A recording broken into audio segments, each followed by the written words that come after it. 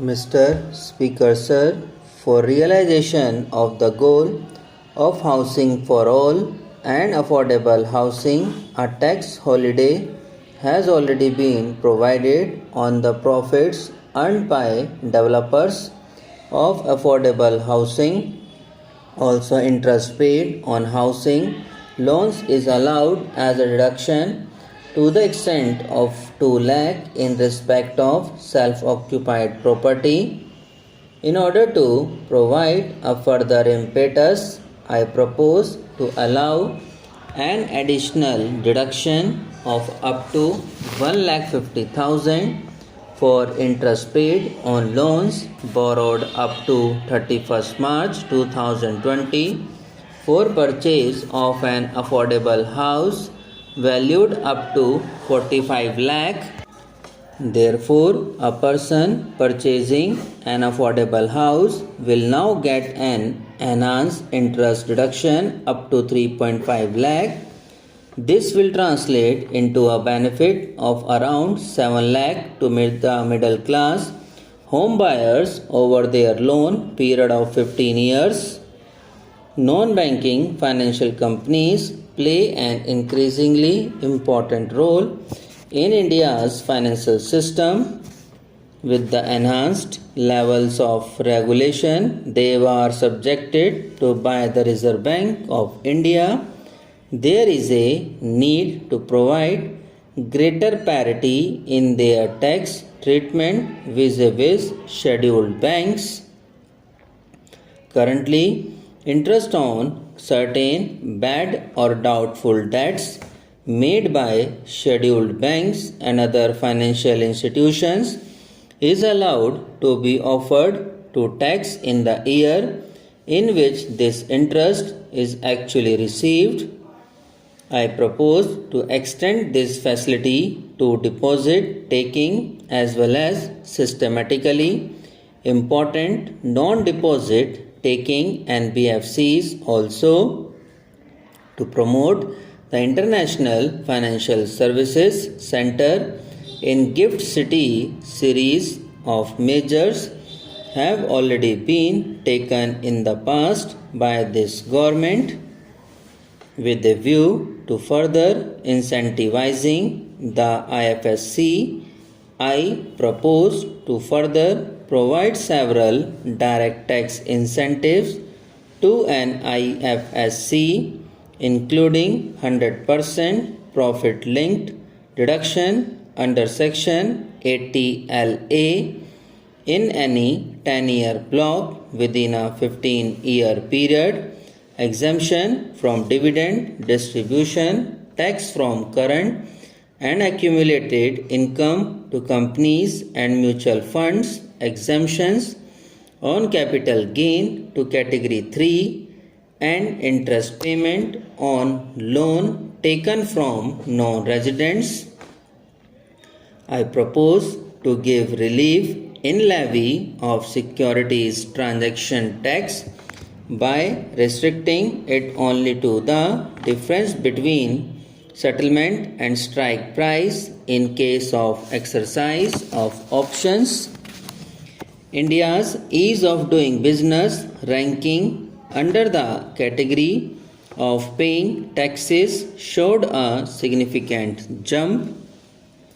Mr. Speaker Sir, more than 120 crore Indians now have Aadhaar. Therefore, for ease and convenience of taxpayers, I propose to make PAN and Aadhaar interchangeable and allow those who do not have PAN to file income tax returns by simply quoting their Aadhaar number and also use it wherever they are required to quote PAN. Pre-filed tax returns will be made available to taxpayers, which will contain deals of salary, income, capital gains from securities, bank interest and dividends, etc., and tax deductions. Information regarding these incomes will be collected from the concerned sources such as banks, stock exchanges, mutual funds, EPFOs, state registration departments, etc. This will not only significantly reduce the time taken to file a tax return but will also ensure accuracy of reporting of income and taxes. The existing system of scrutiny assessments in the income tax department involves a high level of personal interaction between the taxpayer and the department, which leads to certain undesirable practices on the part of tax officials. To eliminate such instances and to give shape to the vision of the Honorable Prime Minister, a scheme of faceless assessment in electronic mode involving no human interface is being launched this year in a phased manner. To start with, such assessments shall be carried out in cases requiring verification of certain specified transaction or discrepancies. Cases selected for scrutiny shall be allocated to assessment units in a random manner, and notices shall be issued electronically by a central cell without disclosing the name, designation or location of the assessing officer. The central cell shall be the single point of contact between the taxpayer and the department. This new scheme of assessment will represent a paradigm shift in the functioning of the income tax department. Mr. Speaker, Sir, our government has taken a number of initiatives in the recent past for the promotion of digital payments and less cash economy.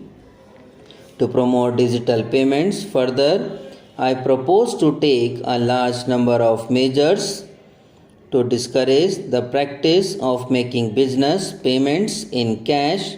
I propose to levy TDS of 2% on cash withdrawal exceeding 1 crore in a year from a bank account. Further, there are low-cost digital modes of payment such as Bheem, UPI, UPI QR code, Aadhaar Pay, certain debit cards, NEFT, RTGS, etc., which can be used to promote less cash economy. I therefore propose that the business establishment with annual turnover more than 50 crore shall offer such low-cost digital modes of payment to their customers. Subscribe now and press the bell icon. Never miss an update.